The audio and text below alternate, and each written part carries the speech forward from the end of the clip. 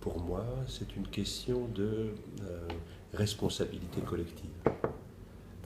Moi, j'ai toujours été comme praticien, mais aussi comme usager, puisque j'en suis à mon troisième psychiatre superviseur. Les deux premiers sont morts. Je me suis toujours posé la question de la manière dont on pouvait choisir son psychiatre et la manière dont on pouvait évaluer son travail et en parler publiquement.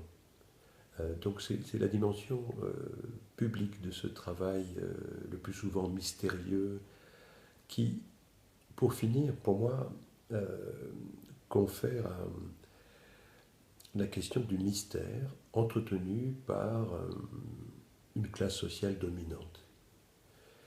Ce que je veux dire par là, c'est que je suis persuadé que les psychiatres, individuellement, sont des braves gens, sont des braves types. Simplement, collectivement, je suis persuadé aussi que à chaque fois que l'occasion en est donnée à la corporation médicale et aux psychiatres en particulier, ils prennent toujours le parti des forts contre les faibles. Et dans ma propre réflexion, dans ma propre recherche, je me suis rendu compte que à la fac de médecine, notamment dans ce que j'ai pu apprendre, essayer d'apprendre, j'ai pris conscience qu'en fait, on était membre d'une secte à partir de la deuxième année. C'est-à-dire que après avoir essuyé les plâtres de la première année, après avoir été confronté à la rivalité féroce entre étudiants, ce qu'on appellerait la frérocité, après avoir pris la mesure du fait qu'on n'était pas confrères, mais rivaux, après avoir compris que les autres collègues étaient des concurrents et que les patients étaient des adversaires, eh ben on rentrait inexorablement en deuxième année, comme dans une secte, et on devenait les prêtres d'une forme de religion euh, en incarnant le bien. Alors, nécessairement, tout ce que les médecins font, c'est bien. Tout ce qu'ils disent, c'est bon. Tout ce qu'ils incarnent, c'est au bénéfice du patient et de la collectivité. Je me suis rendu compte que c'était en général faux. Donc il y a une différence fondamentale entre la rencontre individuelle avec son généraliste, qui généralement se passe bien, et la question idéologique, qui renverrait, pour chacun d'entre nous, euh, à la question de savoir sur quoi s'adosse le médecin quand il rencontre le patient. Moi, je l'ai traduite de la manière suivante. Comment le généraliste et le spécialiste voit-il le patient quand il est face à lui, et comment on apprend ça à la fac? Alors qu'à la fac, il n'y a aucun enseignement d'anthropologie, il n'y a pas de sociaux, il n'y a pas de philo, il n'y a pas de sciences humaines. Il n'y a que des matières fondamentales qui, à chaque fois, réduisent le patient, le sujet, au rang d'objet.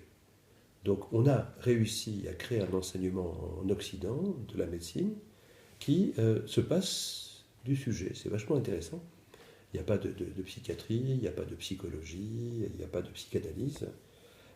Et donc on a tous admis, donc c'est une sorte de tour de prestidigitation, on a tous admis que le médecin pouvait être vétérinaire. Et on s'accorde là-dessus, et personne ne conteste ce fait-là, sauf que dans la pratique quotidienne, on observe tous les effets morbides de cette posture. On le voit dans la précipitation des médecins. La plupart des médecins sont pressés. Alors qu'on sait qu'en médecine, il y a très peu d'urgences, mais avant tout des médecins pressés. On se rend compte que si on prend le temps, et quant à moi, le temps du patient et pas le mien, si on prend le temps, eh ben on arrive à dénouer la plupart des situations, alors que si on est dans la précipitation, on va multiplier les actes. Et surtout, on ne va jamais, non pas guérir, j'ai pas cette prétention, mais surtout ne pas apaiser le patient. Comme si l'objectif de la médecine occidentale était de ramener le sujet au rang d'objet et surtout de ne jamais donner les moyens au sujet de revendiquer sa liberté. Et c'est ça l'objectif du film. À l'initiative de Sven de Pau, il y a 12 ans. Il m'a proposé un projet qui m'a tout de suite séduit il y a 12 ans. Il m'a dit qu'il avait envie de tourner dans mon cabinet parce qu'il était venu, ça vaut la peine d'être raconté, il était venu dans mon cabinet faire un mémoire de sociologie sur les salles d'attente des psychiatres.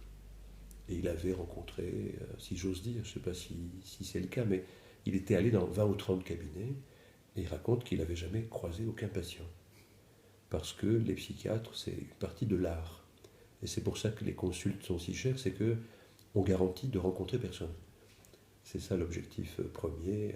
Donc on voit personne, comme si on était le seul patient du praticien, et comme si le cabinet était une île désertée. Alors on peut avoir un très bon praticien sur cette île, mais cette île est déconnectée du monde et de l'histoire du monde.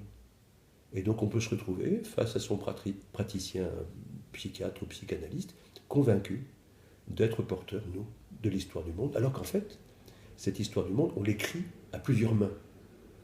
Ce qui n'est pas le cas, à mon sens, dans ces cabinets où personne ne se rencontre. Ça, c'est mon fantasme. Justement, quelles sont les spécificités de votre cabinet? Alors, mon cabinet n'est pas mon cabinet, si j'ose dire. C'est un lieu dont je fais usage. Alors, je suis proprio dans les faits de ce cabinet. J'ai dû l'acheter, je ne sais pas, 100 000 euros il y a quelques années.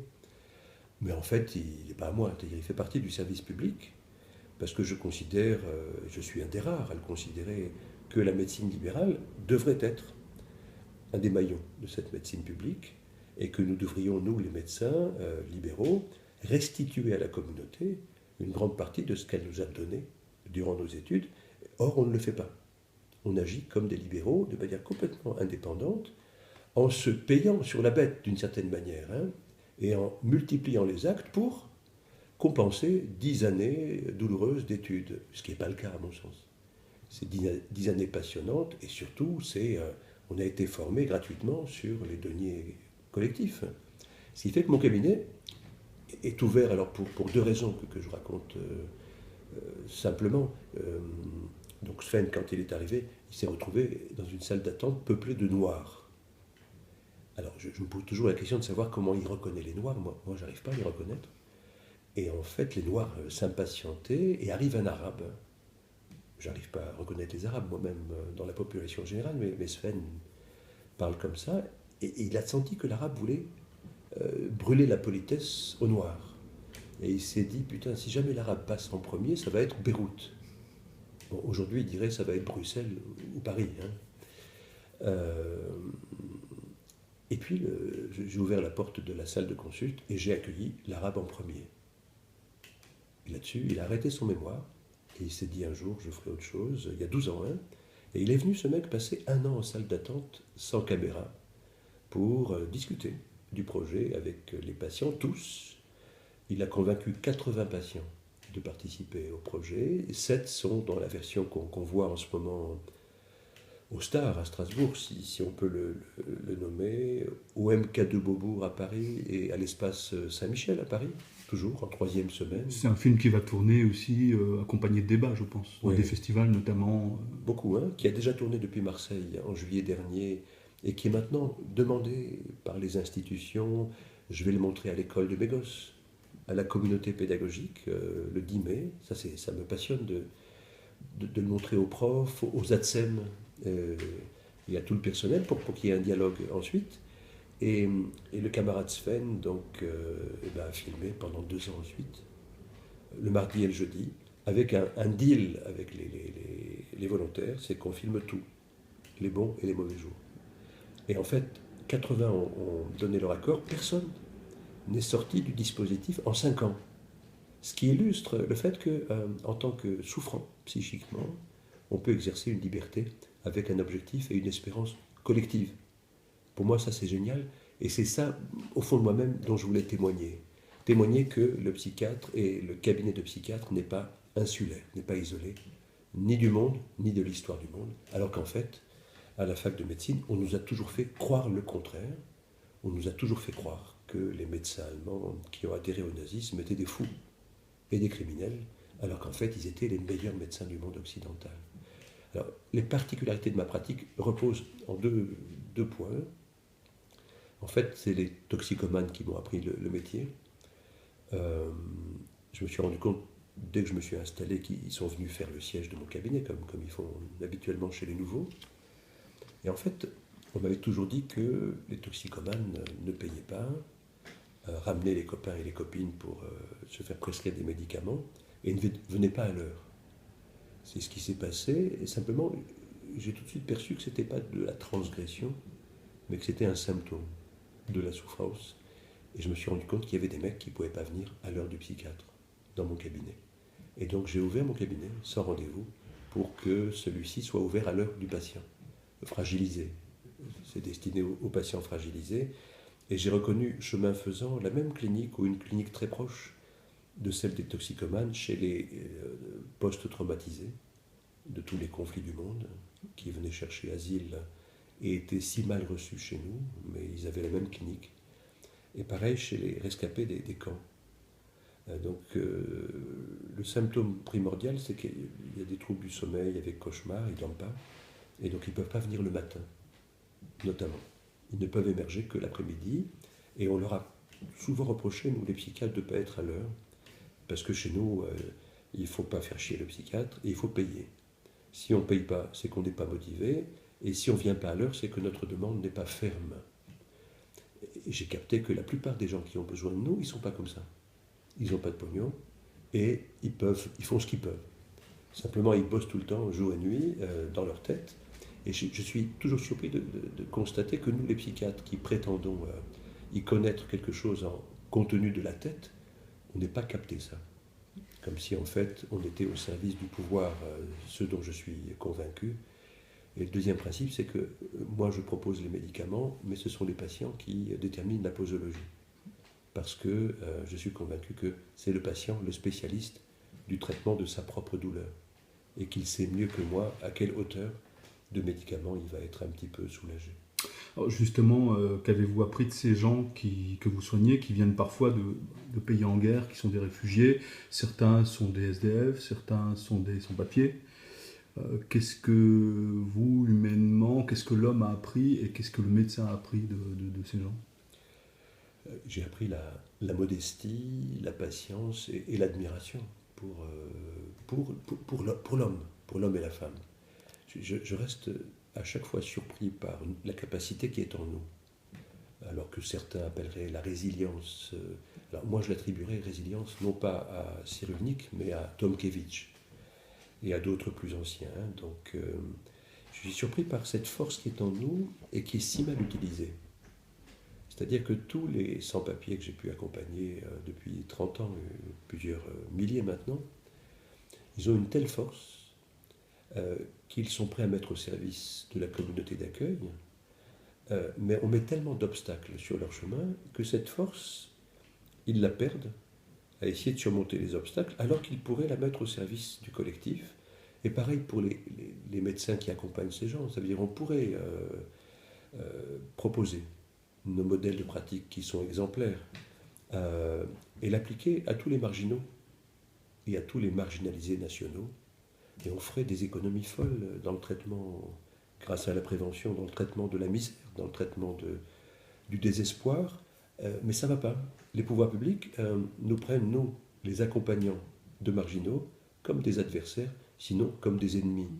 Comme s'il fallait que la plaie soit maintenue ouverte, et comme si les marginaux avaient une fonction politique, celle pour moi de fragiliser le salariat et la force de la classe ouvrière. Je suis convaincu de ça, et ce film, pour moi, est l'illustration et la mise en lumière de cette force qui est en nous, et une prière, l'espérance que cette force soit utilisée au bénéfice du collectif, et non pas de manière morbide à entretenir une douleur, à entretenir une humiliation et à la transmettre sur plusieurs générations. Les gens ne captent pas que si on fait du mal à un sans-papier aujourd'hui, les conséquences vont vivre pendant deux générations au moins, et ensuite on va s'étonner qu'il y ait des djihadistes à partir de chez nous qui aillent exprimer leur désespoir de manière non soutenable, on est d'accord, mais à cause d'un désespoir transmis sur 2 générations. Donc je crois que notre société devrait se montrer plus lucide. Son aveuglement, pour moi, est le signe, cet aveuglement collectif de la société, des possédants, je dirais, hein, est un signe dépressif. Pour moi, les possédants sont dépressifs, sinon ils ouvriraient leurs portes de manière inconditionnelle aux gens fragiles. Ils auraient bien conscience que ces gens fragiles, on parle des Syriens aujourd'hui, seraient capables de revitaliser notre société moribonde. Le divan du monde, pourquoi ce titre qui renvoie à pas mal de choses, qui renvoie finalement aussi au voyage, le monde, du monde. Le divan, on voit très bien pourquoi.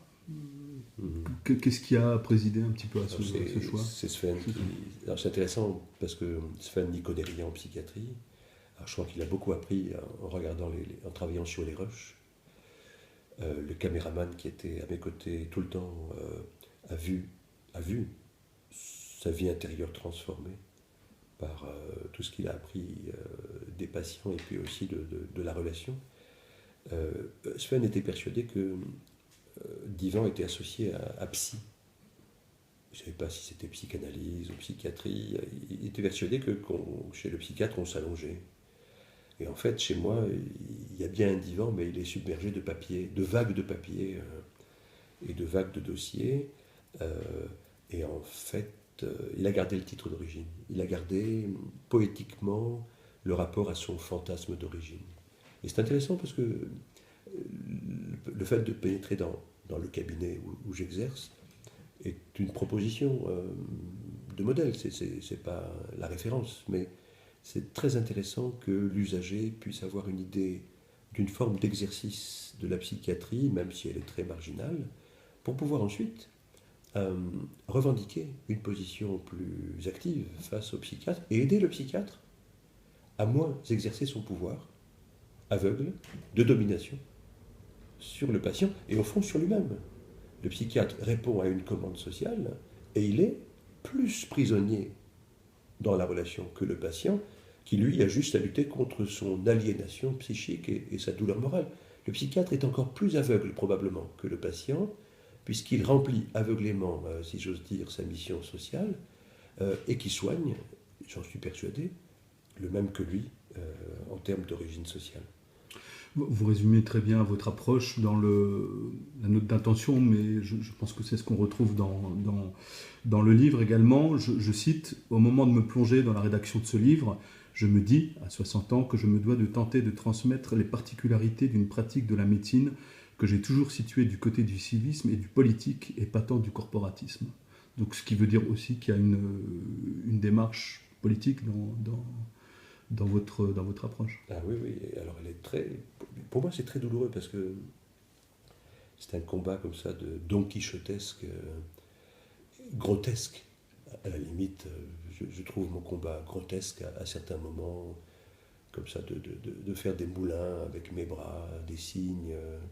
Et en même temps, il est beau. Il est beau parce que je me suis rendu compte que mes profs m'avaient raconté des conneries et que soit ils déliraient collectivement, soit ils faisaient partie d'un système mafieux, et c'est pas peu de le dire, fondé sur le négationnisme. Ça veut dire que tous ces profs, alors pas seulement Alzaco, j'ai eu un conflit avec Michel Simès, le docteur de la télé, il y a 1 an, alors qui lui aussi est dans une posture grotesque et médiatique, et qui trahit l'esprit sacré du rapport à l'histoire du nazisme. Ces gens-là, Simès a voulu stigmatiser l'Alsace, comme si l'Alsace avait un particularisme dans le rapport à l'histoire du nazisme. Alors qu'en fait, plus grave, c'est dans toute la France que les profs des facs de médecine sont négationnistes. Ils ont toujours renoncé à utiliser ce qui devrait être emblématique, c'est-à-dire la tentative de comprendre et de faire comprendre aux jeunes médecins comment, dans une situation cruciale, et on n'est pas loin d'une autre en 2017, on peut craindre la force, la présence du Front National, mais comment des médecins dans une telle situation peuvent prendre position. C'est toujours en allant du côté du pouvoir contre les patients les plus fragiles. Et donc, mes profs n'ont jamais enseigné les conditions de l'adhésion au nazisme, d'où la création du cercle Menachem Tafel. Et on a été très stigmatisé par les médecins et par les juifs, ici, parce qu'on était libre et indépendant et que tout le monde veut récupérer l'histoire. Tout le monde veut faire de l'histoire de l'idéologie. Alors qu'en fait, l'histoire, c'est de la pédagogie. L'histoire, c'est de l'espérance. L'histoire, c'est un deuil. Et cette histoire, il faut qu'on en comprenne le mieux possible les mécanismes.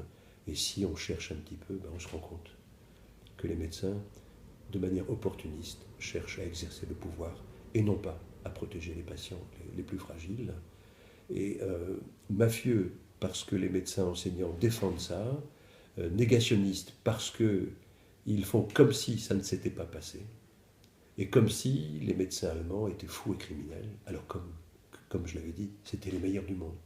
Et je pense que parce que nous sommes les meilleurs du monde, nous avons des responsabilités d'accueil inconditionnel et non pas de perpétuation du conservatisme ou de la réaction. Quand on dit aux jeunes, tu vas faire ton métier de médecin de manière neutre et bienveillante, eh bien ça c'est de l'hyperpolitisation.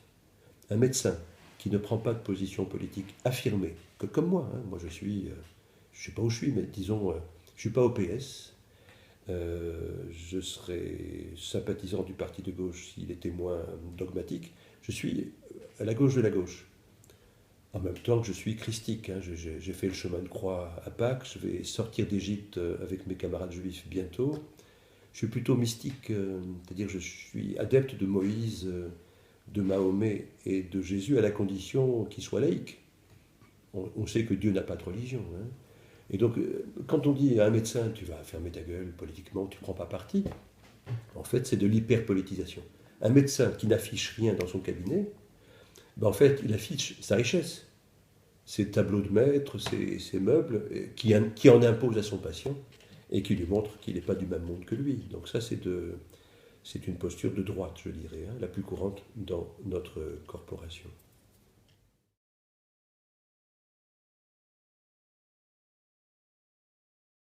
Notre mère qui est si bleue, que ton nom soit partagé, que ton horizon nous fasse renaître, que ta générosité nous accepte.